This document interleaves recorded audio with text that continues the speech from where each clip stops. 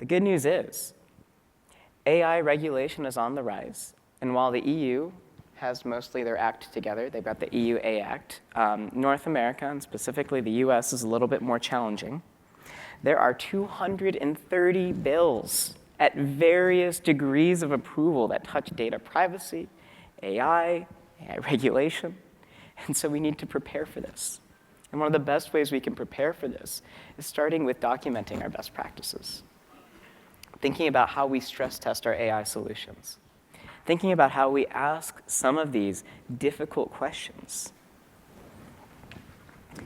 I want to end on this note. And I love to use this visual to talk about AI risk. And so if we think about AI along two axes of complexity, we've got the complexity of the data, and we've got the complexity of the goal, right? Spreadsheets, pretty boring. We've all seen them. We hate them. Documents, images, video. The more complex your data gets, and the bigger its scale, the harder it is to query. I can go through a spreadsheet and I can find a specific value. I can go through a large database and I can write a SQL statement and I can find exactly what I want. Documents get a little bit more challenging. What if you didn't transcribe something in it correctly? Okay, let's put documents aside for a moment. How do we query an image? Does this image have a cat, a tumor? Right? It gets more complex. So the more complex your data, the harder it is to query. And now let's talk about the goal. I talked about ground truth earlier. And when we talk about ground truth, it's our ability to measure what is correct, what was objective. When I'm counting, how many patients do we have? How many communications went out? How many impressions? That's easy. We can always capture that. We can make predictions about the future, and maybe at some point in time we observe that coming to fruition or not, and so we have that value. When we start getting into more complex goals, like recommender systems, for example, if there are 100 million items on Amazon, I'm putting 10 in front of you. Are you going to buy all 10? Even if you were, in fact, interested in all 10. And then we get to generative. What is correct? Right? When we say an image of a CEO, when we say write this text, what is correct?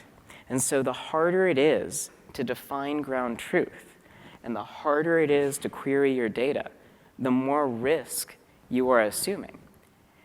And don't take this the wrong way. I'm not pessimistic about AI. I think it's incredible. I think we have amazing new capabilities to work with.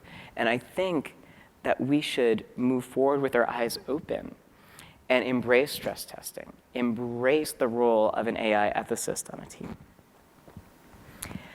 And so why is it that AI projects fail as technology continues to accelerate? It has nothing to do with the technology working or not working. In fact, it works quite well. We have a people problem. And so here are my takeaways. Design for trust.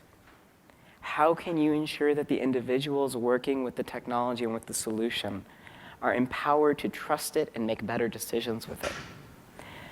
Stress test your AI solutions. Have fun with it. It doesn't have to be a scary thing. Come up with the what ifs, right?